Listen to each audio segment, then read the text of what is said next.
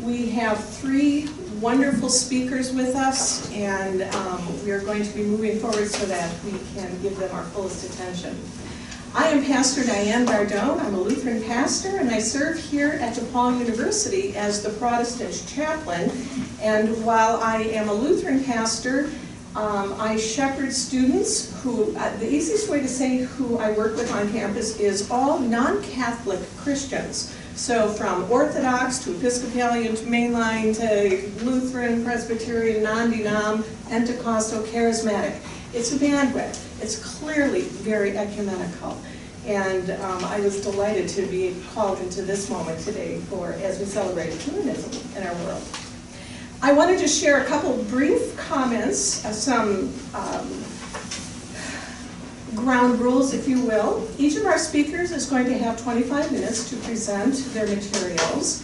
And after that, we will have some open mic time. So as you are listening and processing, as you're letting their presentations weave together, jot down your questions, and I'll give you some directives about taking those questions when we get a little bit closer to that time. But for this moment, we are simply going to let ourselves be embraced by the wisdom of our three panelists. This morning, our first presenter is Lusmarina Campos Garcia. She is with the Council of Christian Churches in Rio de Janeiro, Brazil. I just learned from her that she is also a Lutheran pastor, so it's wonderful to have a Lutheran sister sitting with me. Lusmarina holds a master's in law and a bachelor's degree in social sciences from the Federal University of Rio de Janeiro, where she is also now a PhD candidate with her emphasis and focus in human rights. I'm not going to read her entire bio, but I want to simply let you know that this is a woman whose heart and soul have been working and leading her toward human rights, theology, art, liturgical practice, marvelous intersections throughout her life and throughout her studies. And we are delighted to have her here as the president of the Council of Christian Churches of Rio, and thrilled that she can bring her perspectives to us this morning. Lusmarina, welcome. Thank you. So I do have, good morning. Good morning. I do have some images that I will try to show you, okay? So I hope I can manage. If I get messed up here, you just, it's okay, don't worry.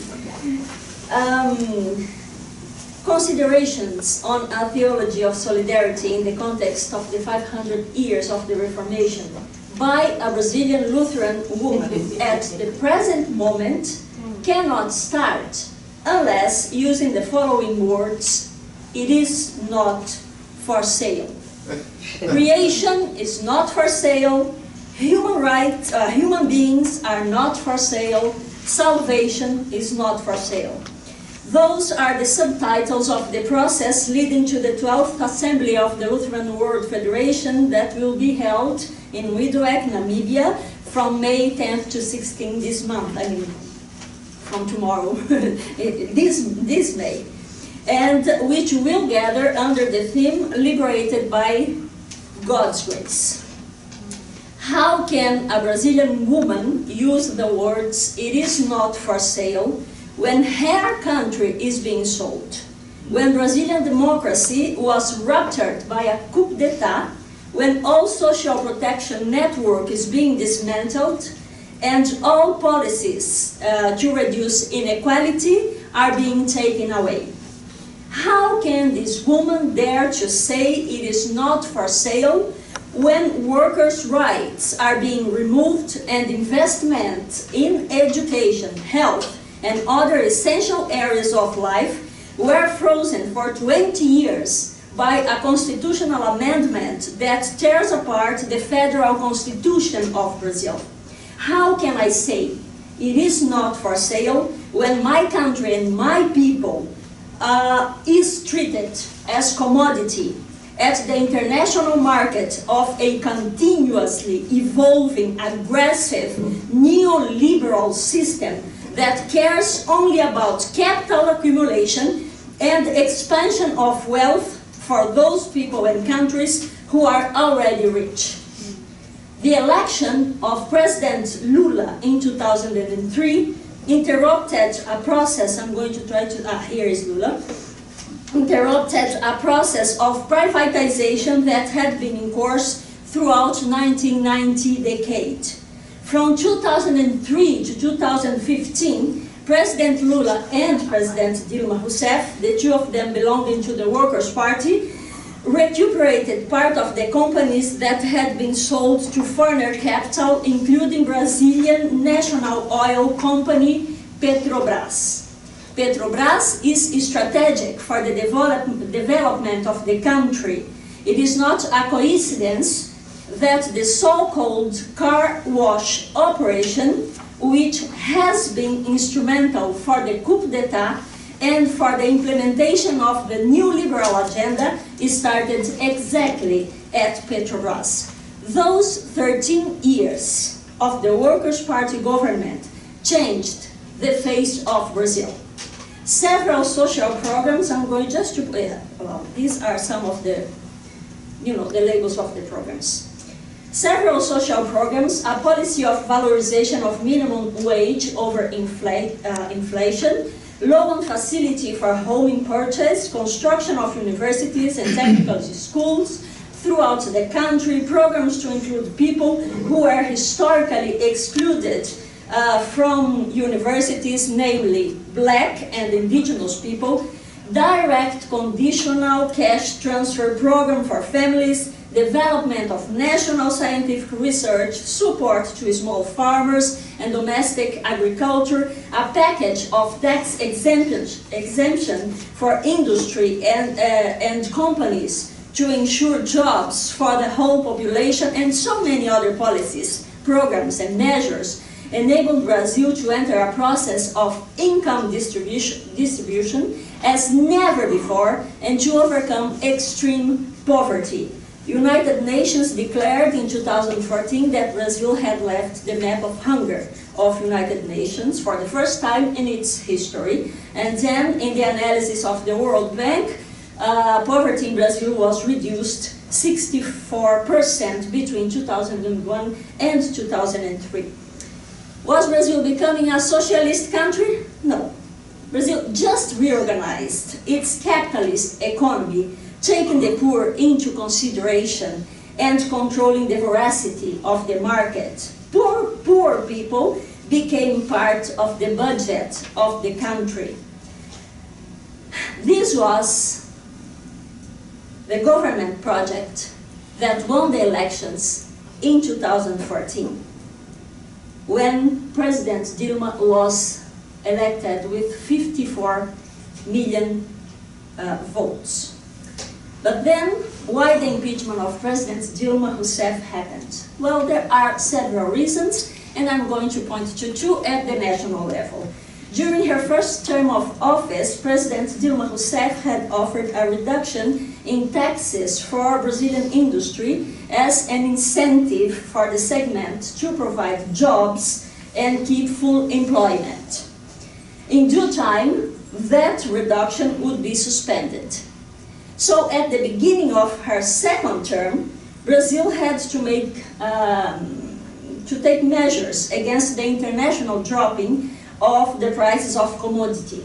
So Madame Rousseff, called a meeting and talked with the sector directors about the need to suspend the package. Industry Federation of São Paulo did not like it. They were having extremely high profits for several years and did not want to lose that privilege. So they launched a campaign, I took the photo out. They launched a campaign saying that they would not carry the can, in Portuguese, pagar o pato. That means they would not take responsibility and would not pay more taxes. They profited for several years from the benefit of tax reduction, but when the country needed them, they refused to help. Solidarity seems not to be a word that belongs to Brazilian industry and business lexicon. Following that path, high class and part of the middle class joined the campaign against paying taxes, but together with the speech against taxes, speeches of discrimination against people became very strong. So racism, hate of class, misogyny, homophobia, and other gender-related discriminations came out. Social programs and of distribution of income became the target, and the beneficiary were accused of being vagabonds. Beneficiary, of course, were the poorest, those who were just coming out of chronic poverty, and now they were accused of being financed by somebody else as if they did not contribute to the economy of the country, as if they did not work, as if they did not deserve to live with some dignity. So, meritocracy became a strong word. Most people reacting against social programs and promoting hate are Christians.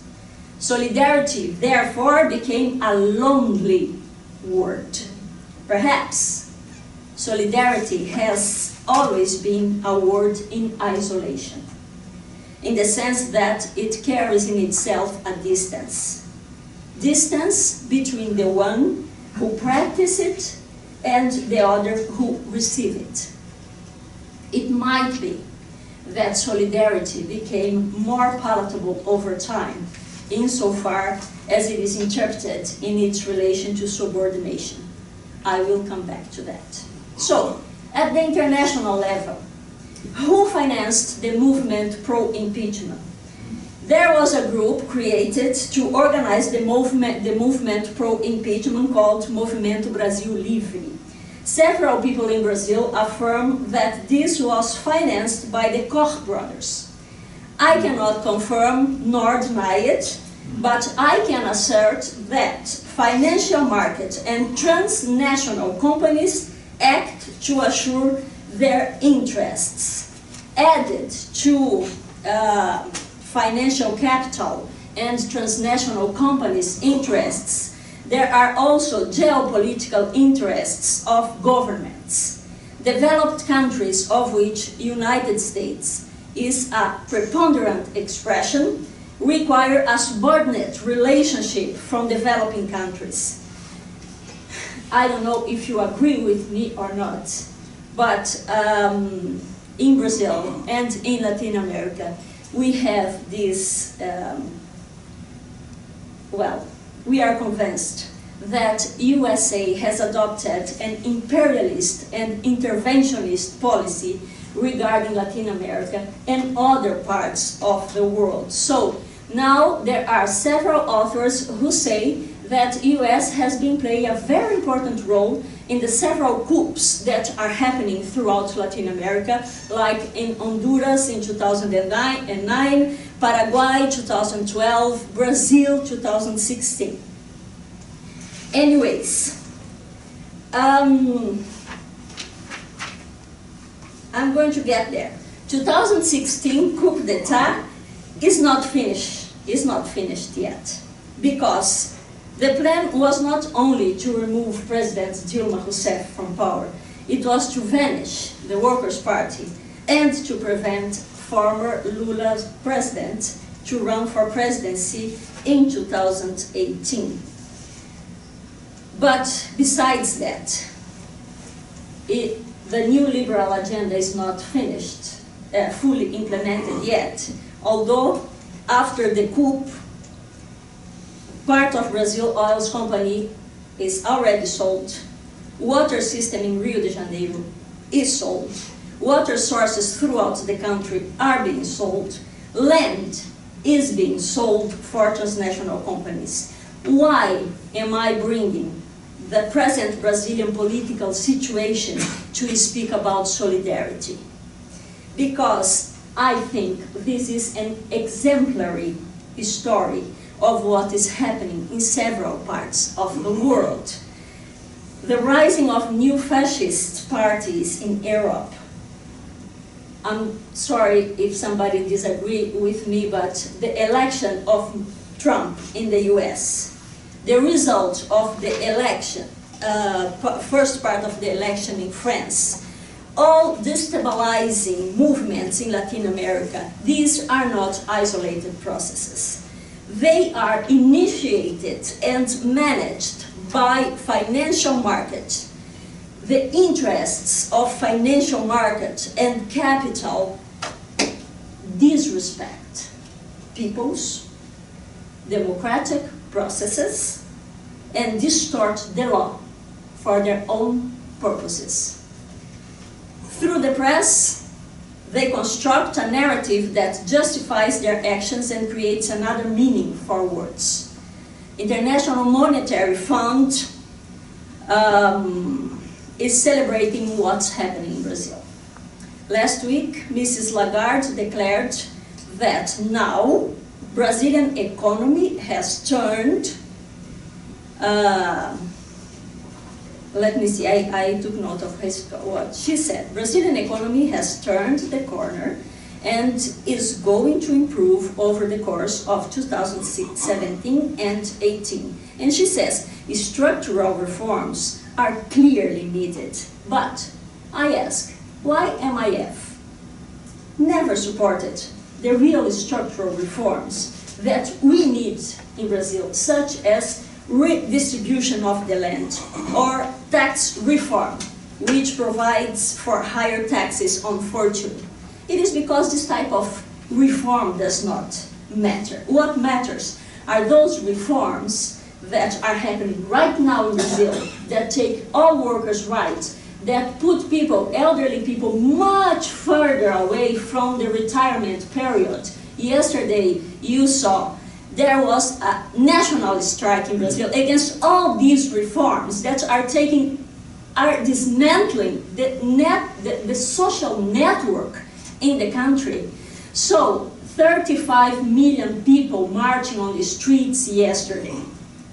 35. Did the press give coverage? Yes. No. I mean, here perhaps you got some news, but in Brazil my husband called this morning and said, no one line in the TVs, nothing. So, anyways, all those reforms that matter for these people who are doing the reforms right now are to ensure a lean state, free trade, free market, and none of those translate as redistribution of income or wealth for the poor or for the countries in the periphery. But it does translate as redistribution of wealth from the poor countries toward the rich countries. Speaking about that crisis, Harvey says, it is writing in 2005, he said, it is estimated that since 1980, about 50 Marshall plans, approximately $4.6 billion, were transferred from peoples of the periphery to their creditors at the center. So how then can we speak of solidarity in such a context? I am going to speak at this moment about solidarity and subordination. I mean, I'm going to get to the theological part, okay? I'm getting there. Subordination and solidarity, solidarity and subordination. In a world where enormous inequalities exist, solidarity can become a legitimizing practice for such inequalities. Solidarity between classes seems to be marked by a value distinction. Recent Brazilian experience shows that the notion of solidarity was shaken when people who were the target of high and middle class solidarity altered their social position or moved from poverty to low middle class. It seems that in this case, the notion of solidarity is based on difference, but difference understood as a referential distinguishing superiority and inferiority. It's not a positive understanding of difference or the Derrida's understanding of difference or difference as a right, but difference as a mechanism of disqualification of the other, a way to see the other as minor, as inferior, not deserving access to goods, to options, to alternatives. It seems that in this perspective, that solidarity towards the poor has been practiced by part of the population. So poor is the other, who don't belong to the same social class, who do not share the same aspirations, who is dispossessed of similarities capable of bringing about identification and proximity. This is a solidarity of fixed roles. Solidarity with the poor, yes, as long as the poor remain poor. Social mobility of the poor shocked high and middle class, who seem to have understood solidarity as a required subordination. Subordination amongst people as a consequence of social inequality does not find any support in Lutheran theology. Christian freedom, through which people of faith are to serve one another, is rooted in the notion that human condition bears radical freedom and love, freely given by them, to them by God. So, to be somebody's servant, as Luther affirmed, in a Lutheran perspective, has nothing to do with lack of alternatives that comes from a system that perpetuates poverty and misery and makes it possible for some to see others as their subordinates. 5 minutes. Solidarity and justification. I'm going to try to run here. The human condition is situated within the framework of justification by grace and faith. This is the central message of the Lutheran Reformation and the doctrine by which the Church stands or falls. For by grace you have been saved through faith, and this is not your own doing, it is the gift of God, not the result of works, so that no one may boast, as it is said in Ephesians 2:8-9. Faith is characterized then by an attitude of trust of human beings towards God. The person of faith is accepted, loved, welcomed, and therefore free from the need to act to obtain salvation that is given free of charge, and there is nothing that can be done to obtain it or to deserve it. The discourse of meritocracy, therefore, finds no support in the writings of Martin Luther. French economist Thomas Piketty speaks about meritocracy as a way of legitimizing the position of the winners, which is a question of vital importance in the construction of arguments to justify inequality. This word meritocracy was preached in the pulpits of evangelical, Catholic, Pentecostal, and Neo-Pentecostal churches. However, Neo-Pentecostal churches are the most eloquent in that perspective. Strongly rooted in theology of prosperity, these churches have increased exponentially in the last 3 decades. The emphasis on giving is such that the money collected provides for churches to build mega temples such as the replica of the Temple of Solomon in São Paulo. I have it here someplace. Here it is. So they also invested in mass communication, media, acquiring TV channels, radios, press. They elected 87 federal deputies and 3 senators in 2014, and one of them ran for presidency. So churches have incorporated, it's not only the new Pentecostal churches, but I'm bringing them because they are the strongest, more expressive case. But churches generally incorporated this mentality of the market.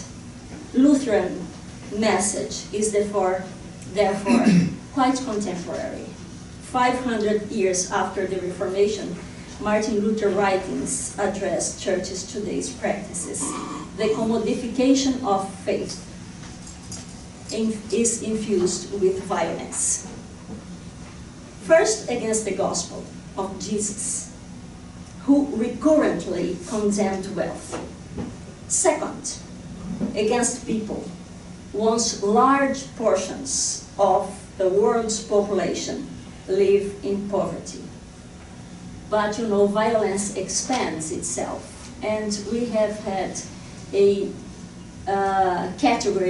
new category called religious violence, when very aggressive speech against mostly candomblé people. I mean, you know, people, we have in Brazil this religion called, an Afro-Brazilian religion called candomblé. People from candomblé have suffered over the years with discrimination because most of the people belonging to this religion are black people. And then the levels of racism in Brazil that we just are seeing very explicitly now, which were hidden, like came out. And then these people are being aggressed. So I have someplace a photo here. Oh, this is one of the terreiros. Terreiro is a place of worship for candomblé, was burned by a Christian group. This beautiful 11 years old girl called Kailani was stoned by Christians. And so I was at that point the president of the Council of Churches in Rio de Janeiro, and then we decided, as Christians, the only thing we could do was to stand in solidarity with the people from the Terreiro and with the family of Kailani. Oh, I'm done already. So we decided to rebuild the Terreiro and to stand in solidarity with Kailani and the whole candomblé people, no? Our decision. If in the name of Christ a Terreiro is burned, in the name of Christ we are going to rebuild it. But then, of course, we had to face our own contradictions and saw that the churches we represented didn't really understand solidarity in such a way. No? So up to now, we were not able to rebuild the Terreiro. Solidarity has to be, I'm going to finish. I still have lots of things to say, but I'm going to finish. Solidarity has to be deeply rooted with justice. There is no solidarity without justice. And the public voice of the church has to be a critical voice towards any type of structure that creates inequality in this world, that makes women to be considered less than men, that categorizes people, that creates all sorts of inequalities amongst people. Church has to be critical about that. It cannot accept it. So, in my printed text, if they have the courage to print my text, my article, we will have more, more reflection on this. But I'd like to go then towards the end and say, why does then a Brazilian woman stands here in Chicago before you guys and girls coming from different parts of the world and takes these words from the Lutheran World Federation's Assembly and 500-year celebration, not for sale. Why do I bring these words? Because, first, these words are prophetic words. Because we have to have a vision of the world we want. Because solidarity cannot be instrumentalized by a system that produces death for a large part of the population while producing wealth for few. Because solidarity cannot remain in isolation and in loneliness. And then I read, to finish, Isaiah, from the book of Isaiah 55, 1-2. Come, all who thirst, come to the waters. And you who have no money, come, buy and eat. Come, buy wine and milk, without money and without price. God's creation is not for sale. human beings are not for sale. Neither Brazil nor any other country are for sale. And we Christians, being Catholic, Lutherans, Baptists, Orthodoxes, we have to have the courage to affirm that. And we have to have the courage to face the systems that produce that kind of thing. So may God bless us and help us in this morning and in what we have to do. Thank you. Lusmarina, thank you so much for those words and for bringing glimpses of the magnificent work that you do with the World Council of Churches and the Lutheran World Federation to us this morning. Thank you so very much. We now have the opportunity to hear Mary Getui, who is going to be speaking to us again on this idea of Christian solidarity. Mary comes to us from Nairobi, Kenya, and we are delighted to have you with us. She has carried so many titles, things like Chancellor and Dean, Academician, Author, and the list goes on, Theologian. So many different titles that you bring to us and so many different experiences that you bring to us, and we are thrilled to have you with us. Here at DePaul, we are very, very pleased to say that Mary is a recipient of an honorary doctorate from the DePaul University School for New Learning and Education, and so just thrilled to have you back with us and be able to present with us not only from your perspective in Nairobi, but then from a more global perspective. So Mary, please join us. I bring greetings from Nairobi. Jambo. Jambo. I'm very pleased to be here. Thank you very much for the invitation. I've not been able to catch up with what is going on in Kenya the last 2 days since I traveled. In August this year, we're going to go through an election. And this month, the different parties are holding their primaries. This has raised the temperature, the campaigns.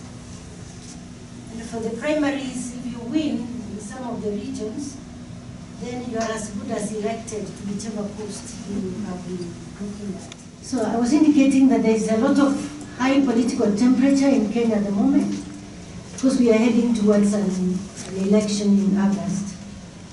And those who have won in the primaries this time, it's as good as winning the seat when it comes in the month of August. Why am I bringing this up? I'm referring to this because this has divided us as a people along ethnic lines, because our parties, many of them are along ethnic lines.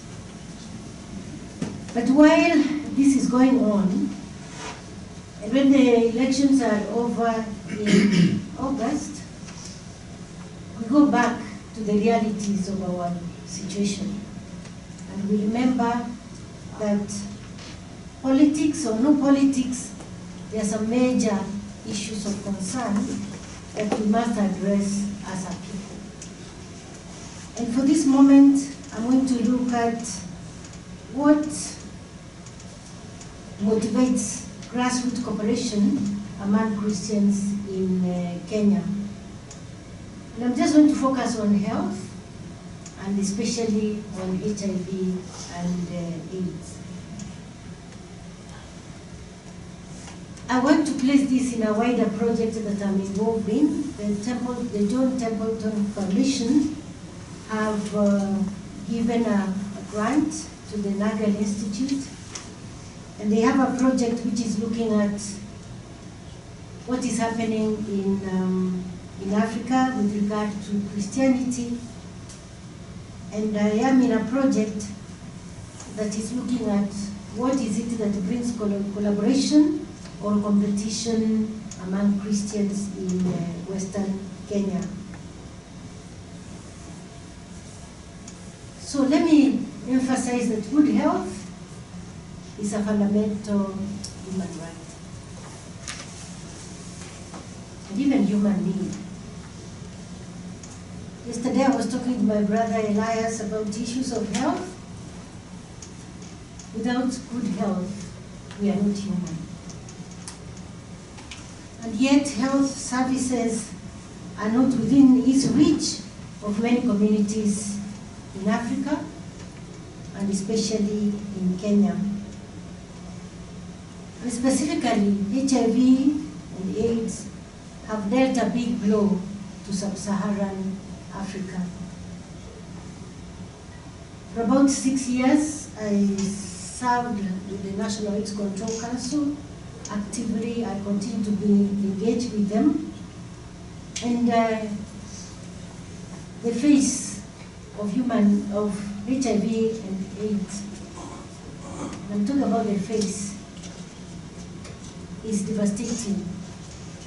Not only to those who are infected, but even to those who are affected. Now, the World Health Organization estimates that faith-based organizations provide 40% of world health services in sub-Saharan Africa. The government is putting in its effort. There are private hospitals, but the faith-based organizations provide 40% of all health services in sub-Saharan Africa. In Kenya, these services are provided by the Protestant group, the Kenya Christian Health Association, CHAC, and also the Kenya Episcopal Conference, the Catholic body. I've not been able to get the right figures here so that we do a comparison, but in 2015 alone, 10 million people bought their services from these faith-based health facilities. There are about 1,000 of them in the country, and they are providing service to a very large part of the population. Now, Western Kenya is of special interest in the study that we are doing, and this is because it has a high prevalence of HIV. We have a map that indicates how the prevalence is across the country, and Western Kenya is one of those regions that are high hit. And at the same time, it is also the home of very many denominations. And also, the two bodies I've talked about, the Catholics and the Protestants, have also got a base there in providing health services. So Western Kenya provides a very good geographical space for us to see whether there is collaboration or whether there is competition among Christians. So how does the scenario play out here in Western Kenya regarding cooperation among Christians in providing and seeking health services? Despite the health services having a denominational tag, this one is run by the Protestants, or this one is run by the Catholics, patients do not discriminate where they get their services. The patient is motivated to seek service by various factors. One of them is accessibility. The other is affordability of the services. And very important, the relationship that the staff extend to the patients, the quality of services, and the comprehensiveness of the services provided. Things like, I'm not just coming to get my drugs, but is there provision of mosquito nets? Is there provision of food? I trust that I'm going to get the paper out on this. We'll hear the testimonies where one of the patients says that the reason why she goes where she does is because the health providers have got a human face. So services are not just services, but the services should or are attractive if there is a human face to them. We also note that in the health facilities, they do not employ a long denominational affiliation.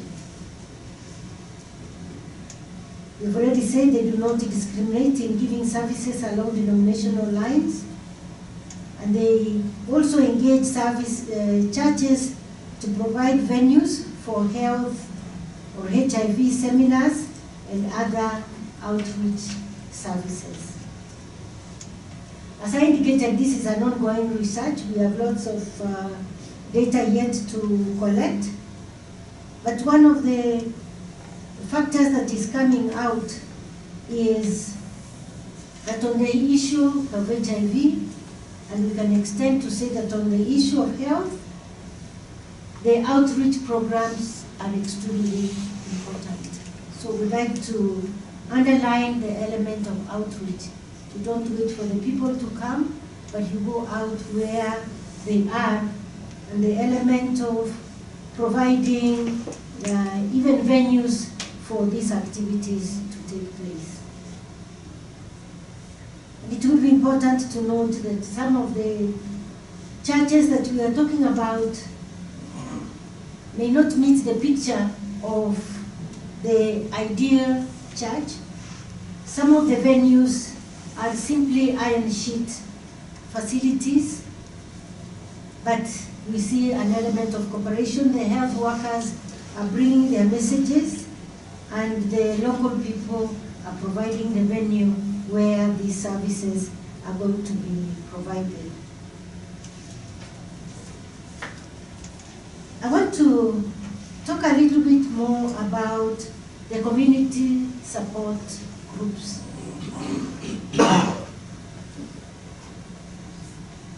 In many parts of Africa, in the church, we might talk about the small Christian communities, but there's a replica of these small Christian communities in the support groups of different kinds that we have on the ground. Now, these community support groups are not along denominational lines, particularly those groups of people who are living positively with HIV.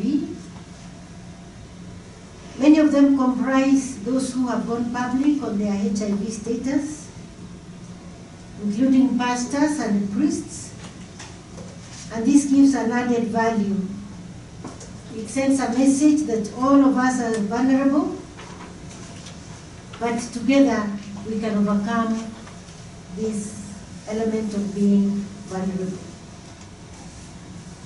The support groups not only give emotional support and social support, but they also engage in providing income-generating activities. The work I've done with HIV and AIDS has taken me to many parts of the country. I'd like to share with you very little, we could call them little efforts, but which have got a lot of impact in giving dignity to people who are living with HIV. Baringo is one of the regions in Kenya, quite far flung from Nairobi, and from even basic, let me use modern amenities. Now we go to this village and there's a group, a support group. They meet once a week. There are about 25 of them. And every time they meet, they are contributing about a fifth of a dollar. It may look like very little money, but every time they meet, they have table banking. They have a box where they put their money. And if you don't come for a meeting, you pay a fine for missing the meeting. And if you belong to the group, there are certain rules you must abide by. And one of them is that you must be a positive member of the community.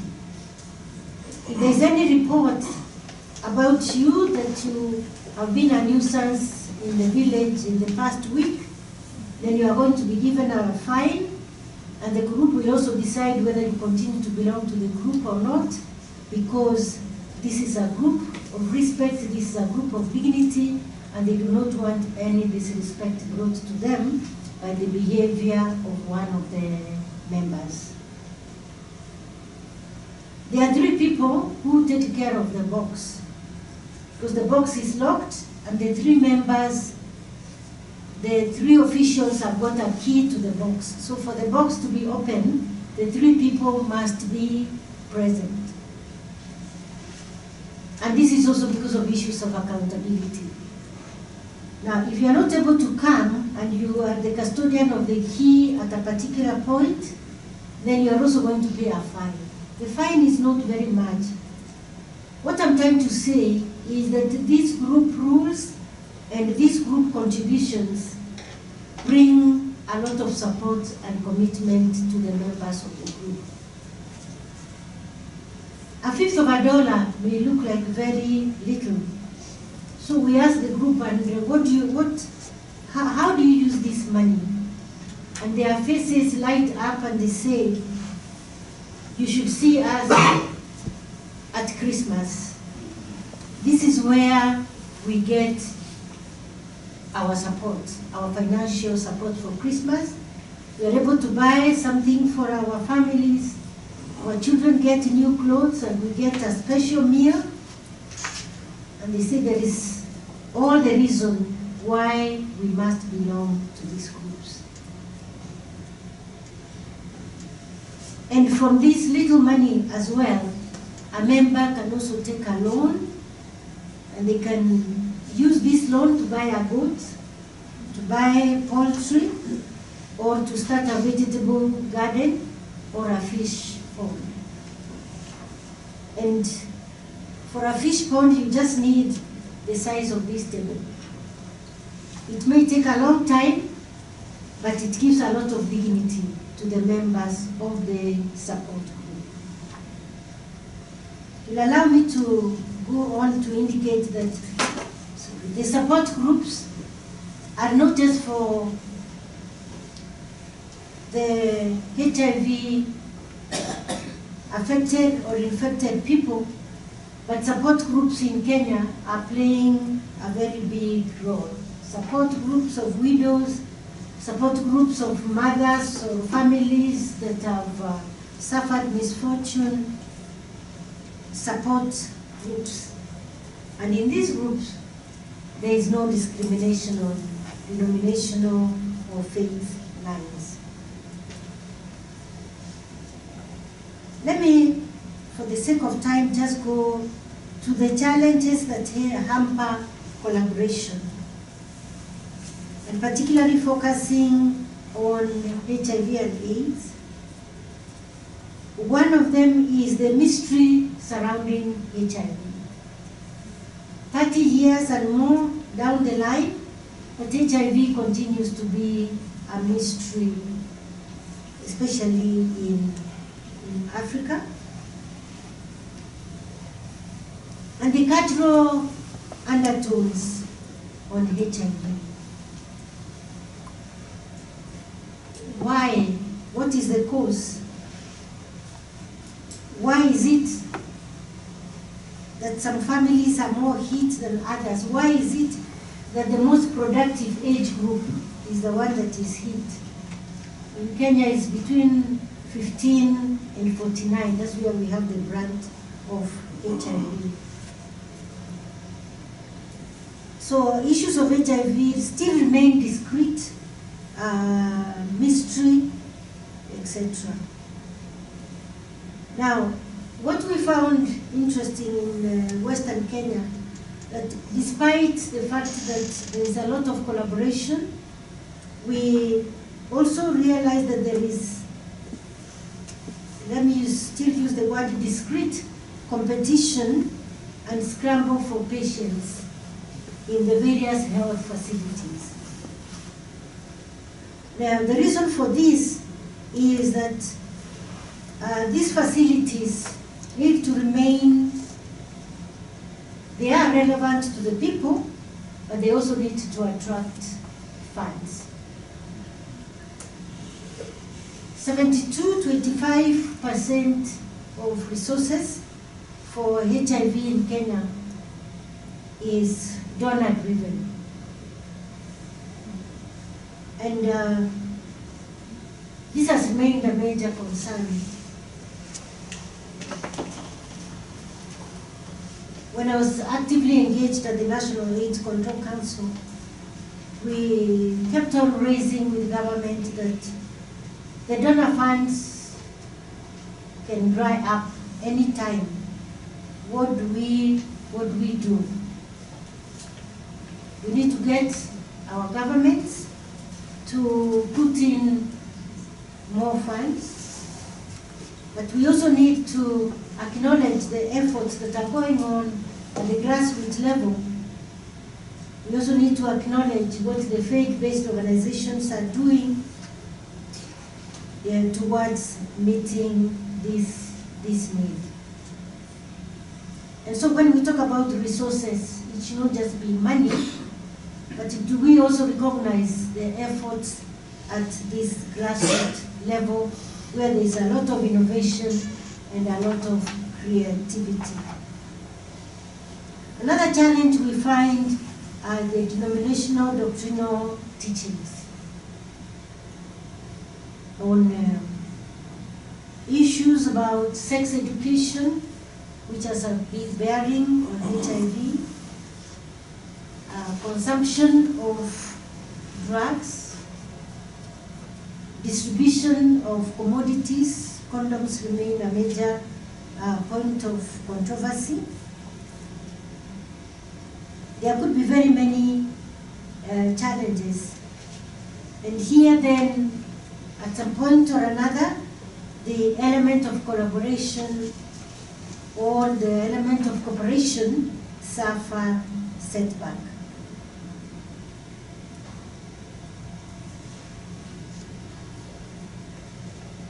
For the interest of time, what we need to point out is that the search for provision of health services is not necessarily a denominational, nor is it a faith issue. Indeed, when it comes to the search and the desire for various facilities and services, whether it is in agriculture, whether it is in education and infrastructure in general, then we put our denominational jackets aside. When it is a human need, it unifies and glues a people. When there is a threat to life, we no longer look at it along denominational lines, but how do we get together and address this issue? Overall, what we'd like to bring across is that there is Christian solidarity at the grassroots level in Kenya. But we also note that there are challenges or there are hindrances. But bottom line is that there's a very strong recognition on promoting, protecting, and preserving life. And this takes us to the text of John 10:10, where Christ says, that he has come that we may have life and have it more abundantly. Thank you for listening. Sharing those magnificent words with us, and for all of the work that you do on behalf of health and education and the many, many ways that you serve as a collaborative and ecumenical leader with us in this world. We now want to welcome Stan Chu Ilo, who actually is here at DePaul as part of our teaching or faculty staff. He is a professor at the Center for World Catholicism and Intercultural Theology, and also works with our Catholic Studies Department. And Stan comes to us with a doctorate in sociology as well as a second one in theology. But I am struck by the fact that he's a prolific writer and continues to write today for organizations that we might be familiar with, places like CNN, The Hill in Washington, D.C., and the Catholic Register. Stan, we are thrilled to have you share your wisdom with us this morning. Thank you, Diane, for that elaborate introduction. And thank you all for your attention. I'm going to be speaking on the topic from a miraculous water in eastern Nigeria to the earth keepers of Zimbabwe. Some ecumenical stories that I draw from especially the African earth keepers churches of Zimbabwe. But then the context of my conversation will be something that touched me profoundly that happened in the part of the world where I come from. You know, people streaming to a pond, a miraculous pond, to receive healing. So I will proceed first by making the claim, defending the claim of this presentation, and then I summarize my argument so that if I don't have time, then so I give you the summary first. So the third is talk about what is happening in Africa, especially from the perspective of these grassroots activities and action. So what I call moving to the margins. And then the sites of grassroots ecumenical faith in African Christian religions. So I try to kind of give a portrait and not so much a model, but I put it into a framework for understanding what I see that is consistent in these small grassroots activities, faith-based, similar to what Mary just presented, or even non-faith-based. So I'll have a first reading, which are stories of solidarity in the face of suffering. And then I have a second reading, the ecumenical initiatives of the Association of African Earth Keepers. And then I will conclude with some remarks. So the key claims of my presentation is one, a random theological survey of African Christianity will show that African theologians are not very preoccupied with debates on ecumenism, whether it's on doctrines, ecclesiastical structures, interdenominational social and political engagements, etc. Now, when we were trying to find speakers here at the center, Bill, the director, asked, who are the ecumenical theologians from Africa that you know? Well, I said, what do I tell him now? I think all African theologians are ecumenical theologians. You're just forced to do that for reasons that you will see shortly. That is, African Christianity is very ecumenical in its identity, symbols, manifestations, and present expansion. The factors driving the momentum of Christian expansion in Africa are ecumenical and diffuse in nature. This is clearly evident in the life and activities of Christians and churches in Africa as they mutually draw from each other, whether with regard to songs, liturgy, sacred objects, capital campaign, ministerial robes, prayers, etc. Now, Cardinal Ecology of Lagos, under whom I served in 2000, was, very resistant to Pentecostal songs being sung in the cathedral. So, we were talking last weekend, to wish him, he's now retired, he's 84, and he told me something good news. Then I started to sing in a Pentecostal song just to make him laugh, and he said, "So you've joined these people, Stan?" I said, "Well, they now sing at your cathedral." He said, "Well, you know, I have given up on resisting, so that's the sign of the time." So this is what you see. So one reason which can explain this, I think, is the inclusiveness and mutual borrowing from each of these religions is rooted in African religio-cultural imagination, what I call the hidden cultural grammar, that we need to understand that there is at the heart of African culture this inclusiveness, hospitality, community celebration, participation, sharing. So African traditional religions are non-denominational and non-doctrinal. So it never produced heretics, schismatics, or reformers in the modern sense of the word. I was also talking, I talk with Bill a lot, on things, and I said to him, I can't translate, there's no word for schismatic or reformer or heretic in my language. So I can't find it in Igbo language. I don't know if you find it in Swahili. I tried to ask a few individuals. So finding how to inculturate this inclusiveness into healing the denominational gulfs in African Christianity and in the world church is a theological, pastoral, and cultural task worth pursuing. And so the summary of my argument is that in the light of the above claim, I argue that to discuss the state of the ecumenical movement in Africa, one should not be looking at joint statements by churches, as is the case in the West, or joint commissions by different church denominations. Rather, one should be looking at the everyday experiences of Africans. One should follow the actual faith of African Christians, because they may appear bizarre to some people, but they have deep structures. And I will argue that African ecumenical dialogue should concentrate more in understanding the meaning of these stories for the future of the church, rather than on the tenuous horizon of differences on doctrine among the African churches.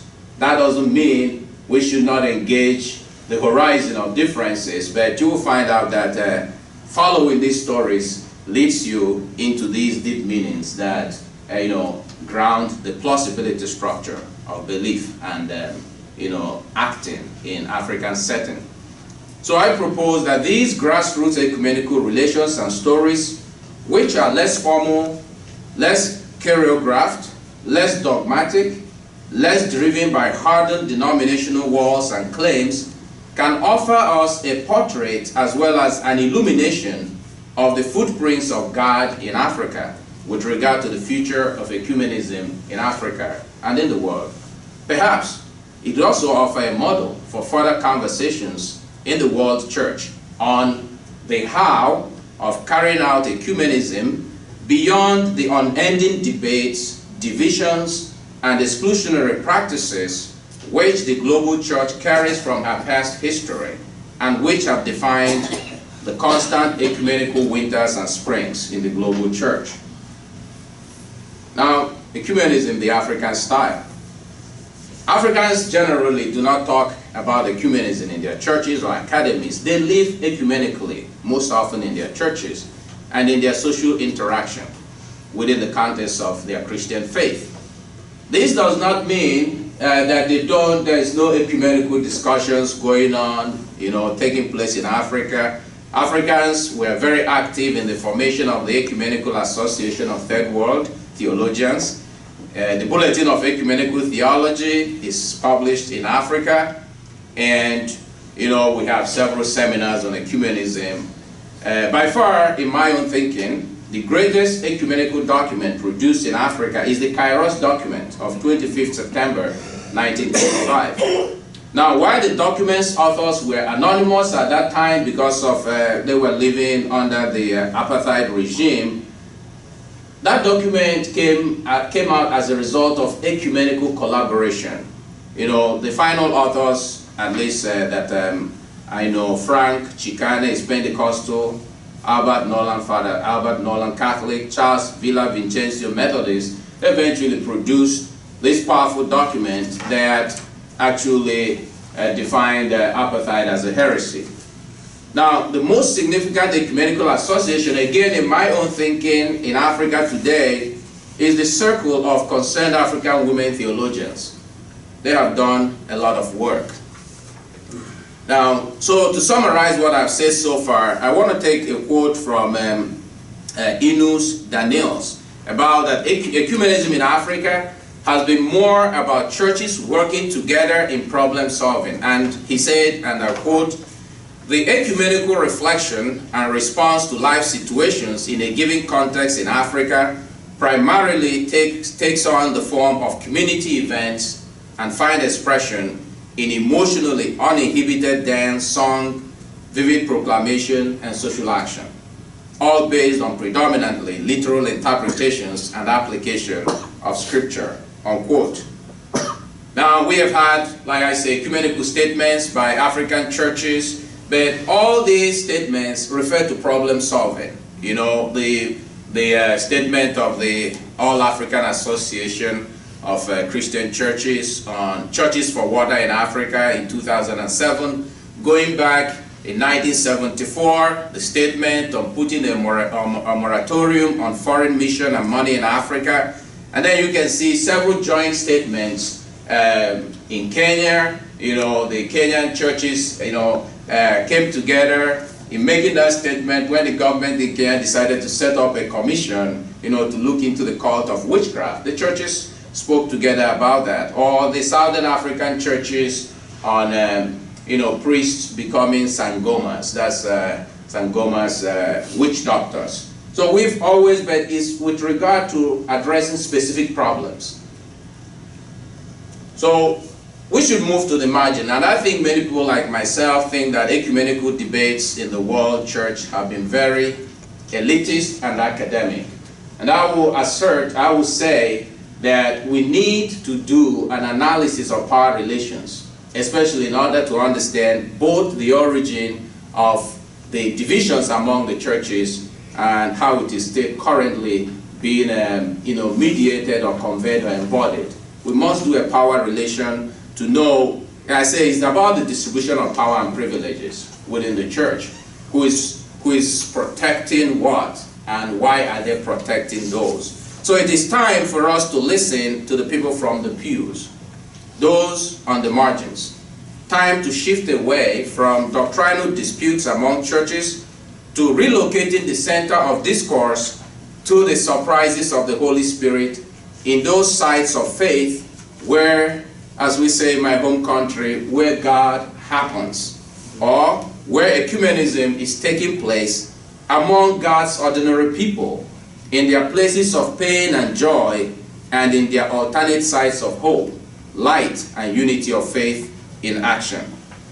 So this is the kind of model that I have just, you know, looking at different social movements within the church and outside the church in Africa. I kind of made this up, and I put it, you know, just to get also feedback in this ongoing conversation. One is first, experience of God's love in the community through actual faith of persons, spiritual gifts and manifestations in persons and places, as we will see in the two things I will show shortly. Then secondly, the experience, then expression and celebration of God's love. It begins to, people begin to converge around these persons, you know, around these places, to celebrate, to share common action, to have communal solidarity. Third, this encountering of God's love becomes a story that is communicated beyond the site or beyond the person, and more people begin to converge around the person, to converge around the place. Then people begin to seek explanation. So explanation is now the first. So things begin to happen, and people begin to kind of, what is going on? How do we understand? And this is where we have problems, because there you have conflicting theological accounts, positive or negative perspective based on the denominational interpretations given, and the canon of orthodoxy being applied, and opposition from established churches mainly and sometimes from the state. Now, I was talking to a friend about this research, and he says to me, "Oh, all these groups, they have expiration date. They will soon expire." The church, the Catholic Church, will not expire. We are built on the rock.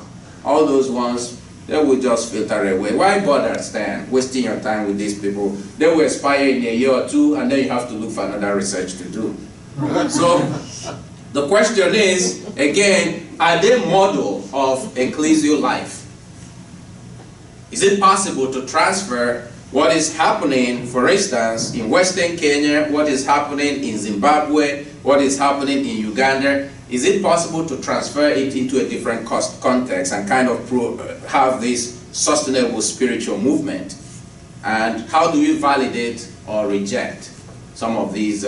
These are questions that I think are ongoing. And I think also this is also happening, what I do here, to look at some of the work we do in international development, some projects that I've been involved in, to also see that it is happening outside faith-based setting.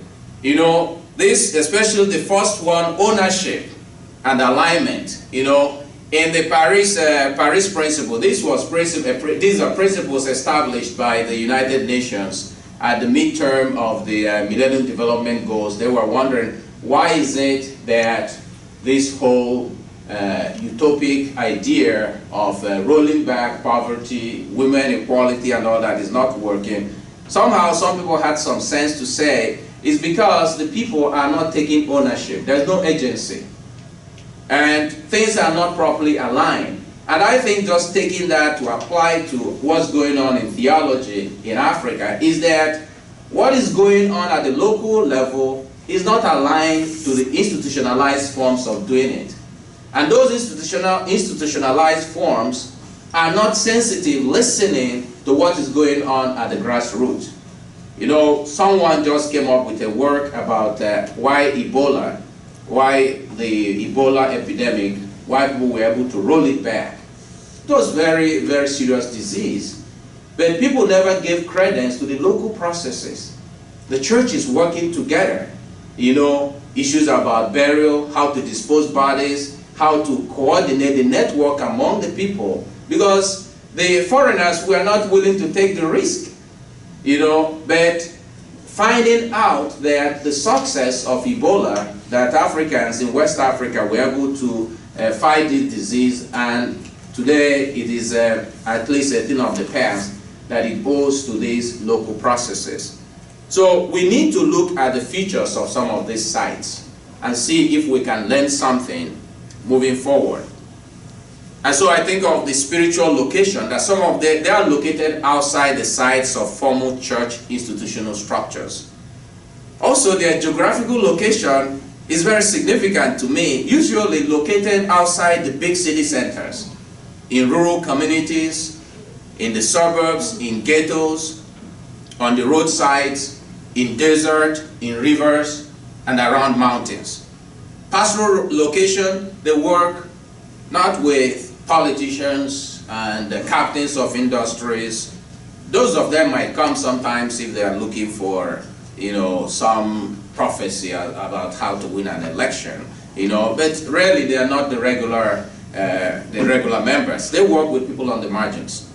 Their social location, they are concerned with addressing human needs, searching together for healing, for human and cosmic flourishing.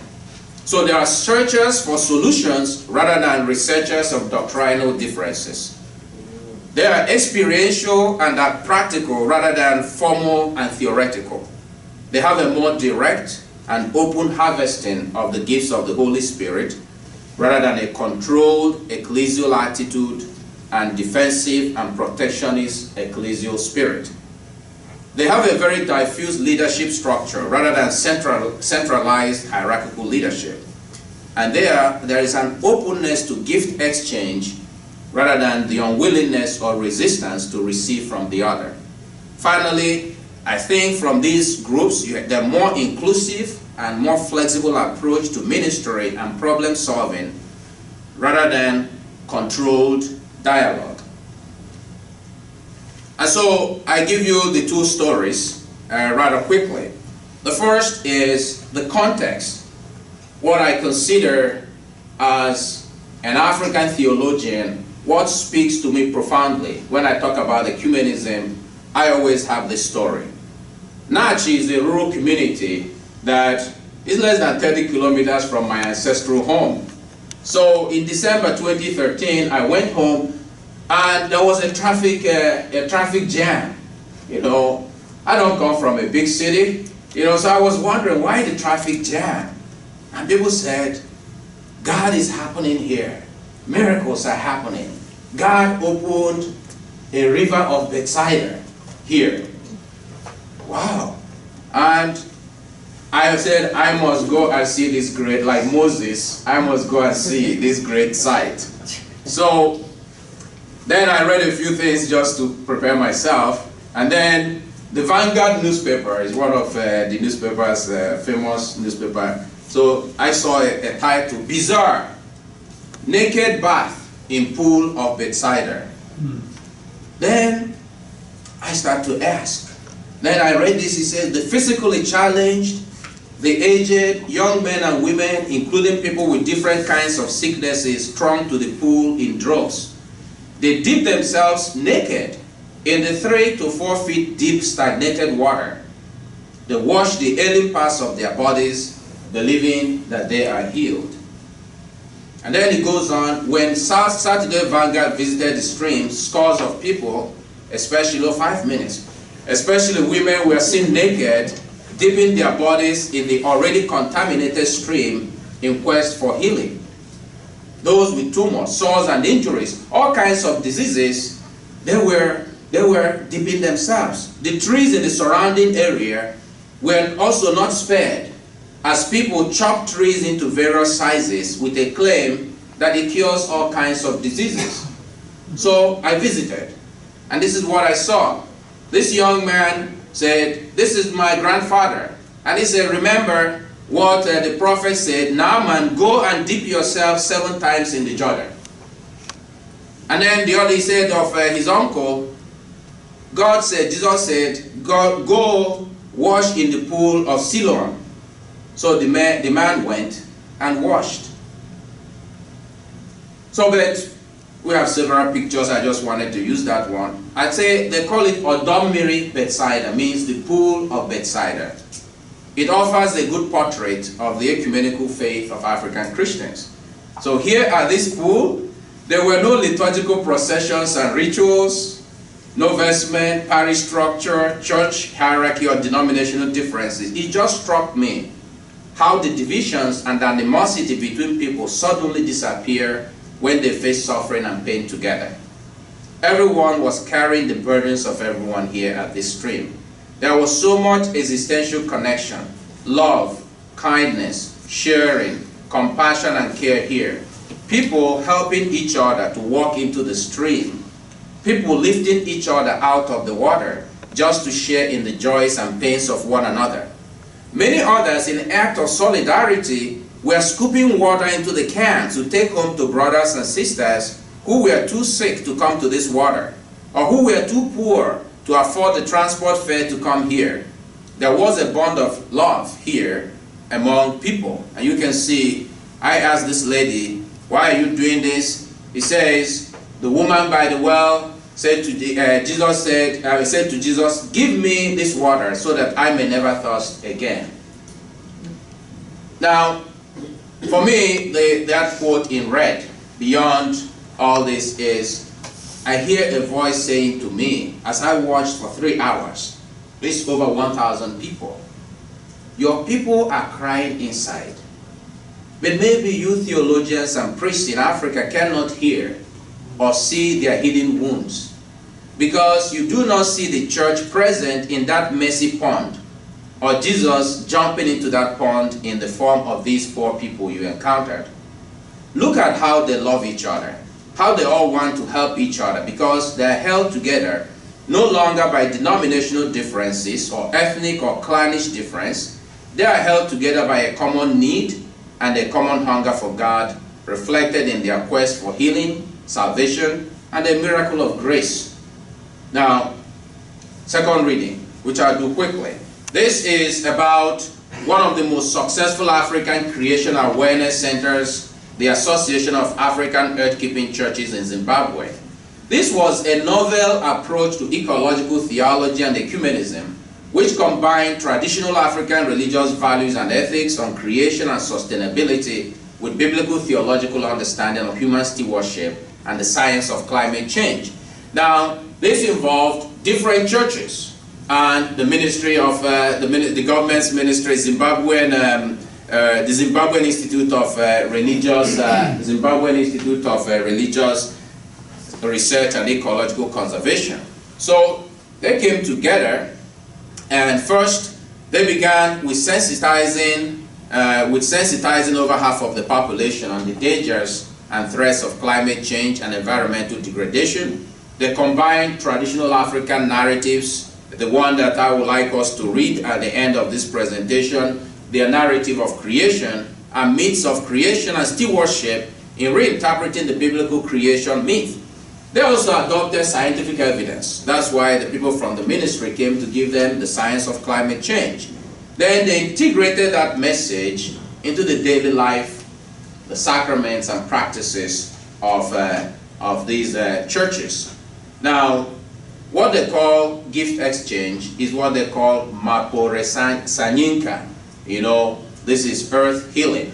And in healing the earth, we heal creation, we heal our lives, we heal our society, and we heal the world. So, fourth was the creation of ecumenical small communities of solidarity. Now, they saw ecology as a second liberation. Now, the liberation in Zimbabwe that was led by Robert Mugabe is called Kimurenga. So they saw it as another fight to heal the earth and to heal the world. And the final thing I just want to show is how they celebrate the Eucharist. Usually once a year at the beginning of the farming season. You know, this was developed by late Zionist Bishop Reuben Marinda. The tree planting takes place during the rainy season. First, they bless what they call the Lord's Acre. They sprinkle the land, and then they dance to the place of meeting. And before the beginning, there is a confession of sin. As the prophets are making prophecies, people are confessing their sin, especially the sin against creation, the sin against love. And then after the confession of sin, I mean, some of the things they confess: felling trees without planting any in return, overgrazing, riverbank cultivation. All communicants then, you know, as they line up making this confession, they receive admonition. And then what you have here is the call to prayer. And then the leader of the community gives words of exhortation about how we have to heal the earth, how we have to show solidarity. And then the table is covered, and then they have communion. Everyone. But to receive communion, you know, I just go quickly just to show the pictures and then conclude. To receive communion, you must come with a seedling already prepared. So they're receiving Holy Communion with one hand and carrying three. And then you receive communion, then you dance to the prepared nursery where you go and plant your tree, you know. So these are the soldiers, you know, after the war of liberation. These veterans wanted, now we have finished fighting the white people, you know, now we're going to fight the demons around here, which is we have to create a new heaven and a new earth. So we see women, after their training, they receive their seedlings, and they go home with joy to plant the seed.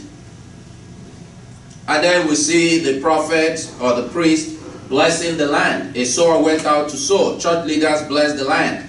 You know, you soil, I bless you in the name of Christ for you to make the trees grow and to protect them. And then the prayers. Then we see here, this is Holy Communion. So you can see a woman, you can see the woman here just behind drinking wine. You see, if you notice, the tree and the bread consecrated. And they take the seedling and they go to plant it. Now, I want to give two quotes.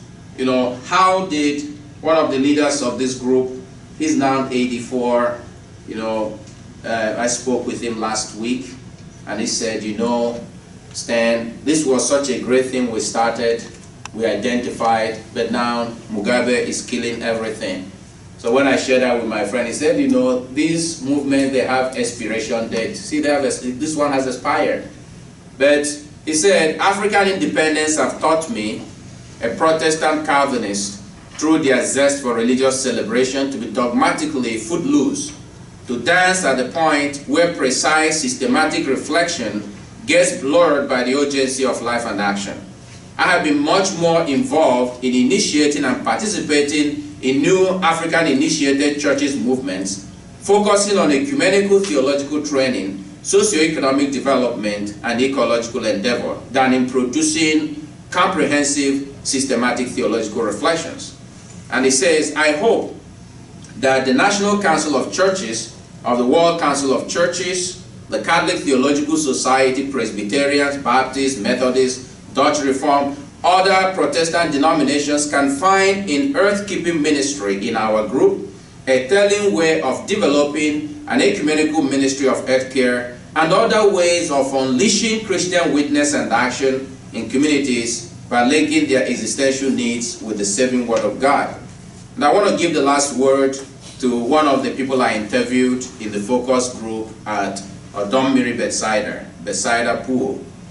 And permit me to give the full quote. He said, people come here from all corners of the country and the world. I saw even a white lady here last week, and I was surprised, but that's the truth. She immersed herself in this miraculous water, and miracles began to happen in her life. Even the foreigner removed her clothes in its entirety to immerse herself in this stream.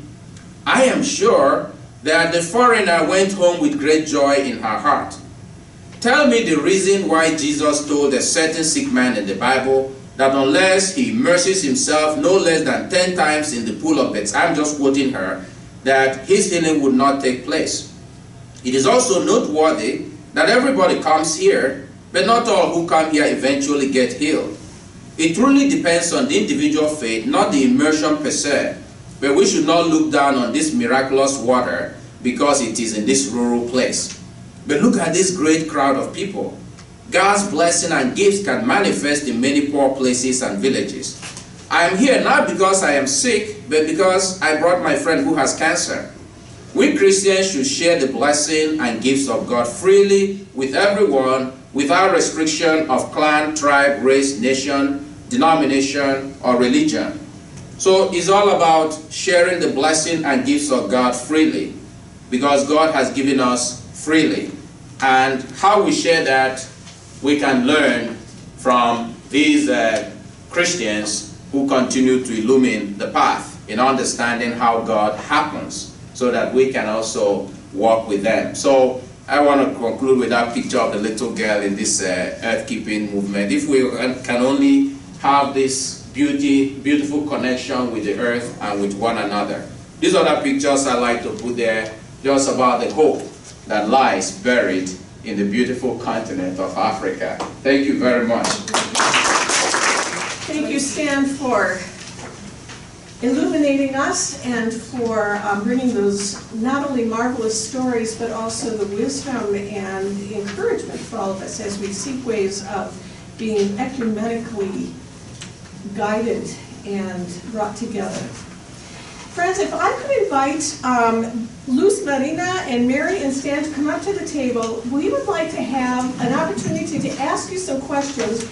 And to get us started, if you could, perhaps the three of you, just take a moment, and I really do want to say a moment because I know there are people here with some questions. If you could just take a few moments to reflect together, maybe looking at ways in which you found some intersectionality between your presentations, all very unique, ways that you see your presentations and your words connecting to solidarity in the ecumenical movement, the intersectionality between what you brought today. I think what we have in common is that theology done from, like, let me say, from the third world,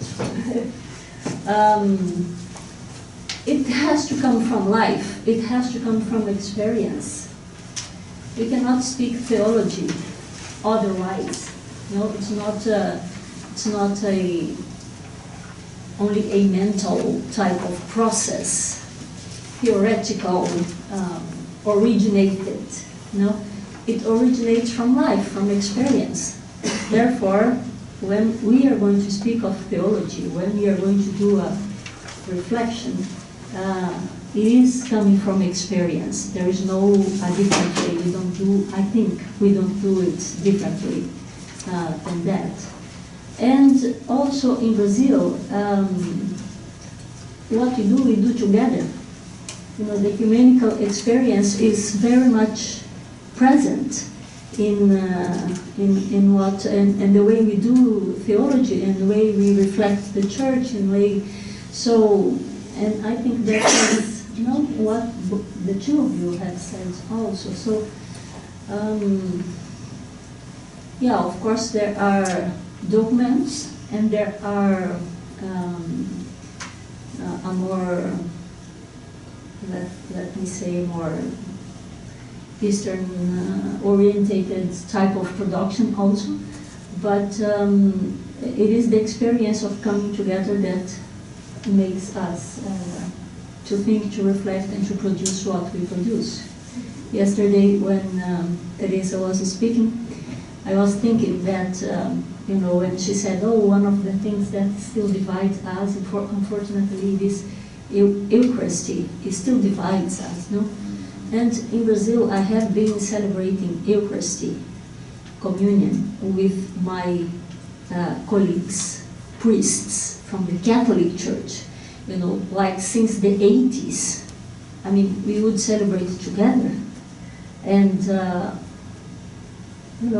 of course, I don't know, they might have problems afterwards because of the structure of the church and etc., but we always did that kind of experience. And it was because we were marching together with the landless, movements and doing, and working together to build a better society, a more equal, etc. society. So I think that for what I have heard, these are common lines, commonalities that we share. Thank you, Lusmarina. Stan, Mary, any comments? I think I do see the analysis of power, not from very theoretical perspective, but from a narrative perspective, that just the power of stories. That the story that Mary tells about the women, how they're working together, solidarity, and Lusmarina's story of alternative sites, and then I see that connection with the shift, even in global Christianity from the European center to the margins in the global south. And that shift is not just going to remain solely at the level of demographics, but above all, it has to become, it should shift also at the level of performance. So what these stories tell us, not just about the new faces of Christianity, but how those stories from the margins can actually begin to topple the very hardening of the debate that we are having. Like I was talking with Mary the other day, and the story of, and this is to understand how Africans do problem solving. That we Africans, we live with ambiguity, we live with a certain complexity, and still maintain sobriety.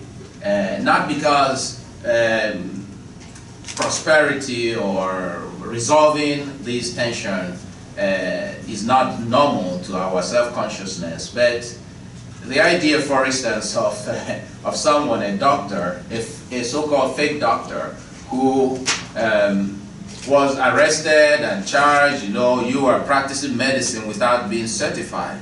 You're not even a doctor. So when he finished going through all the legal problem and came home to the village, the people gathered to welcome him with drums. Said, you didn't even go to medical school and you were able to do this? Can you imagine what would have happened if you were trained? So rather than say you are a criminal, they say, wow, you are a hero. How do you do it? It's the how. I think that's what the commonality, finding how we can refine these models of doing things and to address some of the challenges that remain. Thank you very much. We have a church in Nairobi, and their standing word is Christ is the answer. I've heard many people ask, so what is the question? And I think what we have gotten from our discussion this morning is what are the questions that the people are asking? What is the concern of the people? And I'm really impressed by this idea that the essential things are not for sale. You'll allow me to go back to my country again, and this time of elections or campaigns, there are lots of free things. There will be salt, there will be clothes, there will be money, there are lots of things. And there are people who say, some of these are coming from our taxes. So take it, but that is not going to make you decide who you are going to give your vote to. Be guided by your conscience, be guided by the need that we have on the ground. So my vote is not for sale.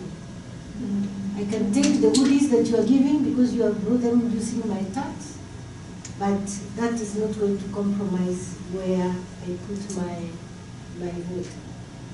But what I'm also seeing is that threats of life should translate to solidarity so that we can confront them. And the issue of healing, going to that pool, is not just physical healing, but healing from many other ailments, so to say. Kenya, we have been unfortunate. We've had Al-Shabaab. In 2013, we had the Westgate attack. And what comes out when these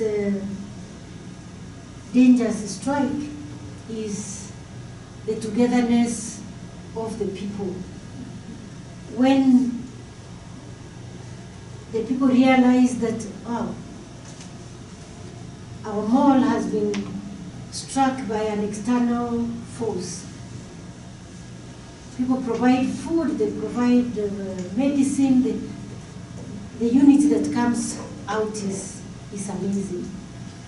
But what the question I'm being left with is,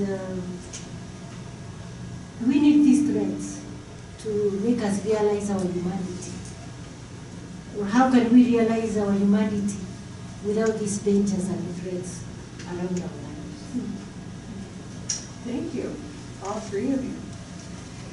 Friends, we have a few moments now. I'm sure as I was listening and being enriched this morning, my mind was spinning and tons of questions pop into mind. You have an opportunity, we have an opportunity to ask our distinguished presenters this morning some questions for clarification or just to be expounded upon. As you develop those questions and want to bring them to the forum, if you would take the mic and speak clearly into the mic, then we'll ask our presenters to respond in just a few moments. We'll try and keep the momentum moving because I think there might be several people with questions. So if anyone wants to be a brave soul and step to the mic right now, I would encourage that. And maybe you can just tell us your first name and address our panel. I'm Vincent, and I want to thank Mary, Stan, and Lusmarina for their presentation. I think the common thing I gathered from their presentation is this solidarity before existential challenges. I want to direct my question, clarification, to three of them, but especially to Stan. And I want to begin with the expiration date. With the expiration date of the healing water has it really expired?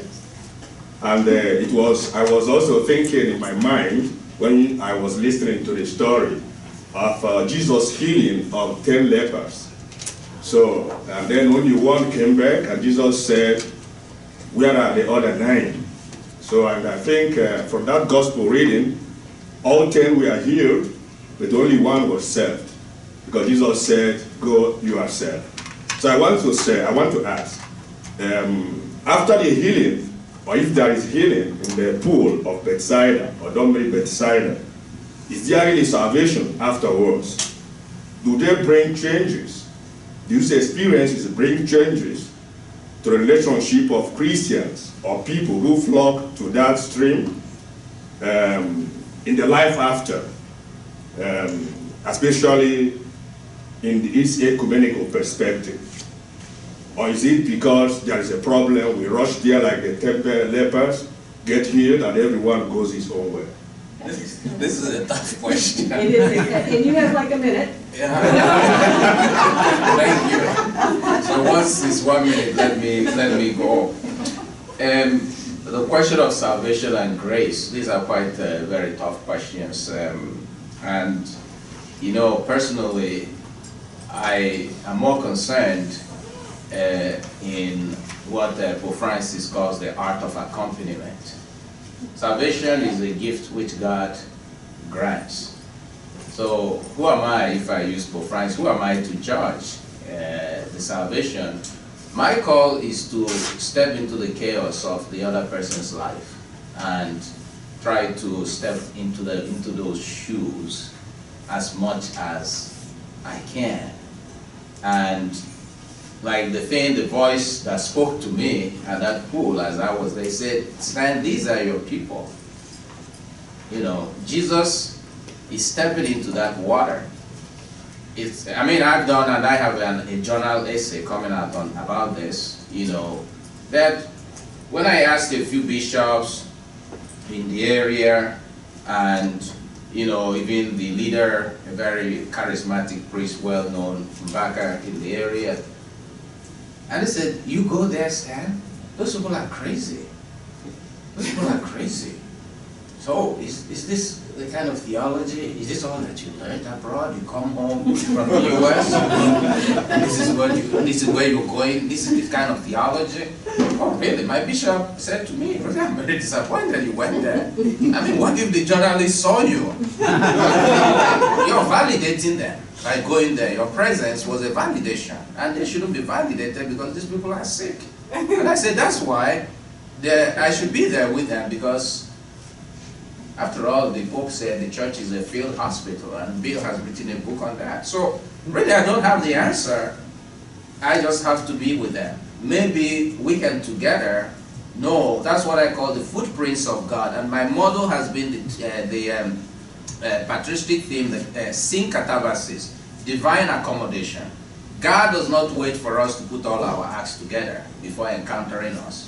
God encounters us the moment that we are open. Even sometimes when we are not open, you know, Thomas Aquinas says, you know, God actually, you know, goes ahead of us to make us open for God. So I'm sorry, Vincent, I can't answer a question of salvation and grace and what will happen to them in the afterlife. You know, whether it's going to the eternal salvation. I leave that in the hand of God, like Teresa said yesterday. Let's leave that in the hand of God for now. I hope I have. Yeah, but I was actually talking about first of earthly salvation. That is, if they are together in their suffering after they are healed, maybe physically, does it bring salvation to the existential life? Do they now become more Christian? Do they cooperate the more? Are they more together as Christians because of that common experience? That is actually my question, not the question of salvation after life. That will be for God, of course. I was going to continue. I was going to continue because I also agree that after life, you know, who are we to say anything about that? I mean, so we live on God's grace and that perspective. But once somebody feels healed and feels he or she encountered restoration in whatever act this person takes, you know, this person is a different person. So, I would say yes. I mean, she got salvation in that sense that she will be together with either her brothers and sisters of the same religion or of another religion, because the grace that she received through that act that she interprets as being a healing action from God towards her cannot translate in a different thing but proximity, goodness, help, you know, solidarity, and etc. So I think yes, I would say yes, there is salvation there, you know, in that sense. We have some magnificent preaching and prophetic happenings here today. Are there any other questions? Someone else with another? Yes, please take the mic. Yeah, so I have 2 questions. One, I'm sorry, could you repeat your name then? Christian. Chris. Yeah, so I have 2 questions. Like, I noticed on the presentation you had some things up there about the witch doctors, because I mean I've noticed some of them have been coming to the United States, because I've had like experiences with some of them, like talking about like the pure African religion free from colonialism and the different transformational opportunities that they would talk about through engagement with them, you know, that I had. Like before coming into the Catholic Church, you know, they would talk about, you know, these type, like Catholicism and Christianity being a colonial religion of foreign peoples, and that this was the, you know, experience for us to become empowered in ourselves. So I'm just wondering, like, when you're looking at the different religions that have existed before Christianity, how do you deal with them? And how do you show that Christianity and Christ is actually for African people, and that it's just not for white people, or it's just not for those rich white people like we were talking about, the 1%, because they have a different paradigm as far as how they present, you know, Christ, and often what other people will come in with other paradigms that I was talking about. They would basically say, this is for somebody else, and then this is your real religion or your real faith that has been taken from you by the colonial masters that have disempowered you. And so, you know, how do you address that? And then on a more specialized note, like I've been interested in looking into like the, you know, like the Orthodox situation, like, you know, there's the Oriental Orthodox, and then there's the Eastern Orthodox, and like Oriental Orthodoxy seems to be more identified with Africa, and I noticed that they don't seem to have very strong theological separations. It seems to be cultural and racial, and that's where I want to see if, you know, there's agreement there, or what are the factors that keep them from coming back together, because they seem to have had all these joint statements that they no longer have a theological separation. But it seems like from an ethnic and cultural standpoint, they seem unable to come back together. And then when I look at it from the Catholic Oriental Orthodox standpoint, like, you know, Pope Francis is visiting in Egypt right now with them.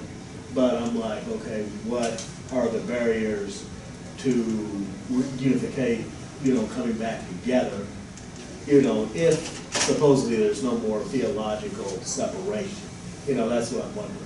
Thank you, Christian. Okay, those are 2 huge questions. We do not have time for both, so I'm going to ask our panel to let's choose one. And Mary, I saw you taking some notes over there. If you want to lead off, and then I'm going to ask the other panelists to follow with any conversation you'd like to bring in.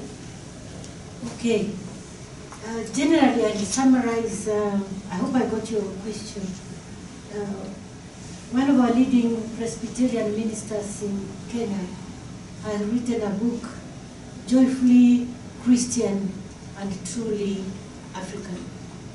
And in it he has done a lot of analysis on where African religion and the gospel, so to say, meet.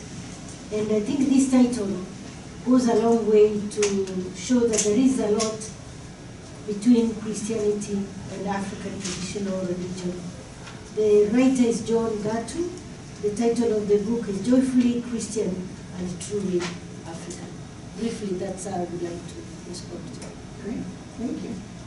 Yeah, and the question you raised, Christian, I think is a question that has occupied African theologians, social scientists ever since Christianity came. It was a question, even that I would say three things. First is that what is African, just as what is Christian, is universal because it speaks to the reality of what it means to be human. The idea that because something is from the West, then it is opposed to what is African, I do not buy into that. What I try to do in my own thinking is to always raise the question, how can I identify what is moving forward in history with the priorities and practices of Jesus Christ? That for me is the principle of continuity between African traditional religion and African traditional cultures and Christianity. To what extent do they reflect the fruits of the eschatological reign of God? And you can look at the first statements of Jesus in the scriptures, especially, all the three gospels, the Gospel of Luke, Luke chapter 4, where Jesus states what his agenda is. And so there are some who would then, in identifying the power structures within received Christianity, might see this colonial heritage, and that is also legitimate, and one has to. But also even in present African Christianity, one can identify what Pope John Paul II calls structures of sin, even within Africans leading the churches, even in African-initiated churches. So if you like, the distortion of Christianity or hijacking of the Jesus' project is not just something that the West has perfected. We are also in Africa perfecting it. And just as we have seen even Lusmarina telling us, so you find it. So hence, the conscious effort to discern. It's this process of discernment to know what is of God and what is of Baal. And it's not just about post-colonial thinking, it's also, properly speaking, at the heart of Christianity. I'd just like to mention a document that World Council of Churches approved, I think 2 years ago, about interreligious dialogue. And there are several guidelines there. I mean, theological production, but biblical, witness to welcoming neighbors, for instance.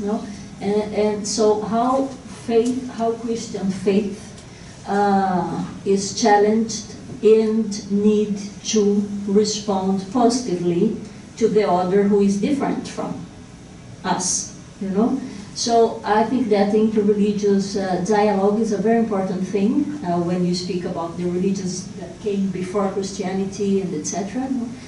But yes, we have to recognize that the world God created is completely diverse. And Christian faith cannot respond to all and cannot, there are so much more. So I think that if we do just recognize that will bring about peace and reconciliation and healing amongst religions. But I would like to point to that document that is very important, I think, because there is theological production, theological understandings, and very practical guidelines how to proceed towards other religions. What's the name? The name of the document? I think it is interreligious, Christian testimony in interreligious dialogue. Something like that. I can find it and send it. It's very, excuse me, it's very easily accessed. If you go to the World Council of Churches and just writing interreligious dialogue. I will promise you it's the first one to pop up. I've done it a few times. Friends, we are at the end of our time for this particular forum, and I am so thankful for your attentiveness, each and every one of you who are here this morning, but particularly Stan and Mary, Lusmarina. The gifts that you have brought us today are just magnificent, and we are very, very thankful, and I encourage all of you to join me in thanking them.